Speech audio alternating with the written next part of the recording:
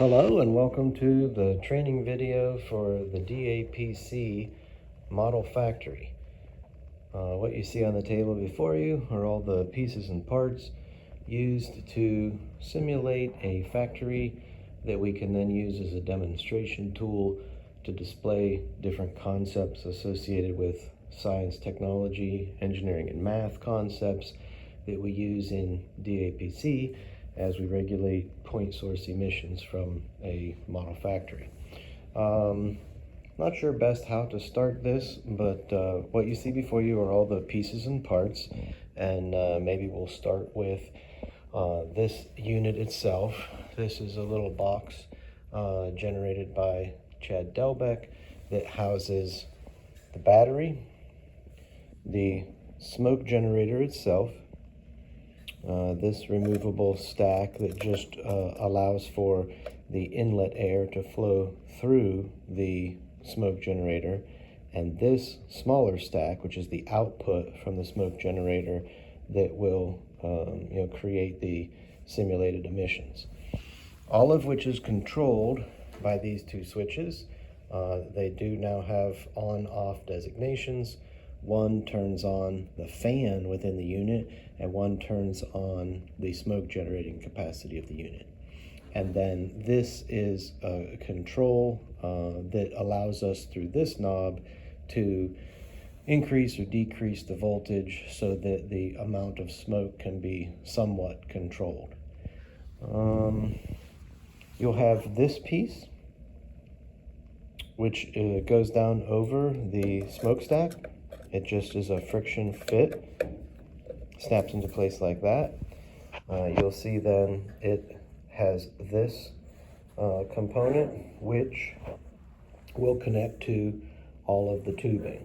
This manifold goes through a hole in the side of the box, like so. And then easier with two hands, but you'll see it will just be a friction connection right there. I'll pause the video here to make that connection and then cover next step. Okay, as you can see now, that friction fit connection is in place. Once the smoke generator is turned on, smoke would come out of this as a primary stack or be directed through here, through this set of valves, and ultimately then through stacks that will direct up through the three holes in the model factory. A bit more here about the unit itself. We have a dipstick, came from the manufacturer, marked as such. The black mark there at the tip is to how much of the smoke generating liquid is to be inside of the smoke generating unit. It's simply a rather rudimentary dipstick that you would put down through that opening and make sure that you don't have any more of the liquid inside the unit than what would register on that stick. If it's low, you would add some. The kit will come with these supplies, including the small and large scale smoker fluid, and that clear fluid is what you would use to put additional smoke generating liquid directly into the stack. These are the leads, red and black, that connect to the battery leads, red and black, that when you're ready to run the unit you would connect. Prior to any use, we'll want to ensure that the battery is fully charged. Two alligator clips, again, red and black, with a wall plug that does have a display. It'll show red when it's charging and green when it's fully charged, and you just simply connect those clips to black and red to red. You could leave the battery right in the housing as you're charging it overnight. Once the manifold system is connected, the lid, as you'll see, has a hole for the primary stack, and then this inlet hole that is going to close right over top of this inlet to the fan. You do have to watch as those two come together. You'll have to make sure that that tubing lines up with the hole. Again, easier with two hands. and secure the lid in place so that that primary stack comes out of the unit. The thought of having a stack come out of the unit was that maybe at times we'll want to reference this unit as the power plant, this unit as the infrastructure within the model factory that generates the power for the factory. Of course, there could be exhausts associated with that as well. And then this connects, once the lid is closed, as a way to open and close the potential emissions coming directly from the unit. Once that manifolding is all in place, each of the three stacks that would come out of the model factory also have their own valving associated with them that in the midst of doing a demonstration we can turn on and off. And I'm going to pause the video again in order to get things connected, but just to give you a preview of what I'll do, all of this tubing will be directed inside the base of that platform. Those tubes will come up through the designated holes here that are set to align with the holes here. And once that's all in place and connected, I'll start the video back up and show you what it looks like. Okay, so now it's all in place and connected. This will give you a sense of what it looks like. When we used the tool, we kind of kept this unit backstage, if you will, and had the vantage point of any students or children from Bring Your Child to Work Day events kind of standing on this side of the display. And so they would have this vantage point and not see into that foundation base for the factory. As referenced, each of those three tubes coming out of the manifold are now directed up into that base and then through the respective holes and then ultimately through the roof in the factory. We did recognize that it helped to have, you'll see that cardboard box in there, and that's just simply to have something at the right height that holds the elbow fittings for that tubing firmly up against the base so that those stacks come through the roof at about the right height. You'll also see in each corner of the model factory that there are carriage bolts that are received down onto the platform that works as the foundation. Those do have corresponding wing nuts. It's somewhat overkill to have it completely tightened down, but we can. Those carriage bolts, so long as they line up and receive into the corresponding holes in each corner, do seem to hold the structure in place just fine, but those wing nuts are there to better secure it. And then what we did while utilizing the device is, we would have this valve turned off, have all the smoke toward the beginning going through and emanating from the three main stacks. As the kids would walk up, they'd get to see something that was visually captivating that showed emissions.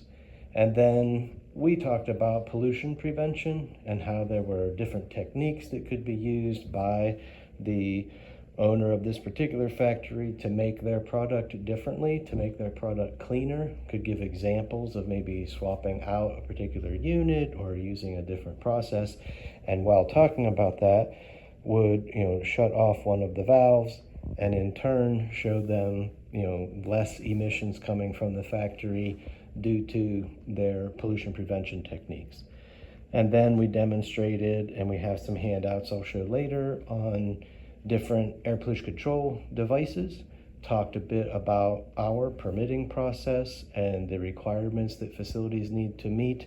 This course could have multiple different scripting, but we showed them an RTO and different cross sections for certain air pollution control equipment. And then as we talked about that and talked about our role through the permitting process, would again shut off another valve and again see less emissions from the factory. Now, I mentioned briefly at the very beginning, this particular knob here, once all the emissions are directed through just one outlet, We could, turn this down. You'll see from playing with it, I think you can go from, 6 to 12. It takes quite a bit of rotation in order to get the reduction that you might be looking for, but you'll be able to see the decrease in smoke generation in time as you go from a high of around 12 down to maybe the lowest we ran it at was 6. We also have, though it's not in place right now, the final roof piece. That is the only part that's not permanently connected, just because you need access to get down, through these rafters as you're connecting the corners and getting that tubing. But once everything's in position and ready for display, you can, pop this into place. It has, receiving slots and corresponding tabs that will just kind of snap into place. One word of warning is that particular board has developed a bit of a warp in it. We keep working to, keep weight on that to try to train that warping out of it. Haven't been successful yet, but even in its current form, if you have 2 hands available, you can kind of close off that back half of the building. Again, with the vantage point for the expected audience coming from this side of the display, it's not the end of the world. If that piece isn't in place, they'd see something similar to this. And we had thought, maybe hope at one point in time, of putting some paint onto the unit.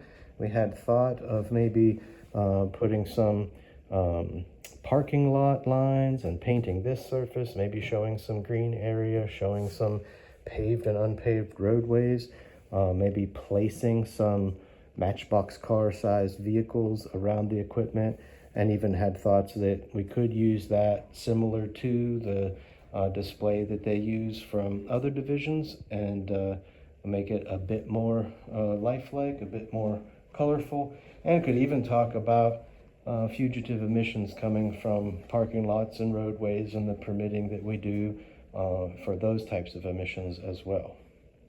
Okay, I'll pause a third time here and then set up for maybe the last section of the video. Okay, the one time that we used the equipment thus far, we had these as our kind of demonstration materials. We took a poster board and hung some of these, and then also had them available to look at a bit more closely with any students that showed this level of interest. But it just gave them a sense of, if we referenced an RTO and explained a bit of what it did, they could see, what that might look like as an actual industry that they would drive by. And then depending on the age of the students, also a simple cross-section that showed how an RTO might work for VOC destruction. We also had an image of a bag house, a cross-section of what that might look like for PM reduction, and then, though less frequent, had a wet scrubber available as well with a simple depiction of what that might look like, just to give a sense of what might be happening as they witness, emissions reducing because we're cranking down a valve. We help to make the connection that those emissions reductions were coming from something akin to these as air pollution control equipment. One other thing I want to mention, back to the control panel that you see here, this device does a lot more than what I think we need for this little rudimentary setup. So don't play with any of these buttons. They're digital toggles that will change details within the unit. What we've found is that all we really need is the power button and then this, which you'll see on a display, to control the voltage. But don't mess with any of those controls. We did a bit and tried to make some adjustments and then went back to factory settings and just used this control. Just a word of warning there. The unit is a bit bulky, as you can see, so it's not super convenient for transporting. We're going to recommend that everything be pared back down to kind of what you saw at the beginning of the video for transportation. So, we would remove the tubing, disconnect the structure from the base, A lot of the material can actually be housed, inside of the base for transportation. But this unit, as you'll see, is rather heavy, and and this unit not only light but pretty delicate. So you might want to have this, carefully set in the back seat of a vehicle, while all this stuff is in the trunk for transportation. And I think we should ensure that all of the extras, like the charging unit, extra tubing if it's needed, the smoke fluid itself, there's some extra connectors here in case someone would want to redo some of that tubing for a different display. I vote we keep all of that stuff together, as we might have opportunity to move the unit around the state, so that upgrades and changes could be made as it's passed from one shop to the next. And with that, I think that's all I got as far as a training video. Hopefully that's enough to be able to transition this from one district to another. Understand either between STEM day events or take your child to work day events that we might have additional opportunities to utilize this. If you have any questions, please feel free to reach out. My name's John Pascaret, and I'm up here at the Northwest District Office in Bowling Green. Glad to answer any questions that folks may have as you're looking to set it up and use this new piece of equipment. Thanks.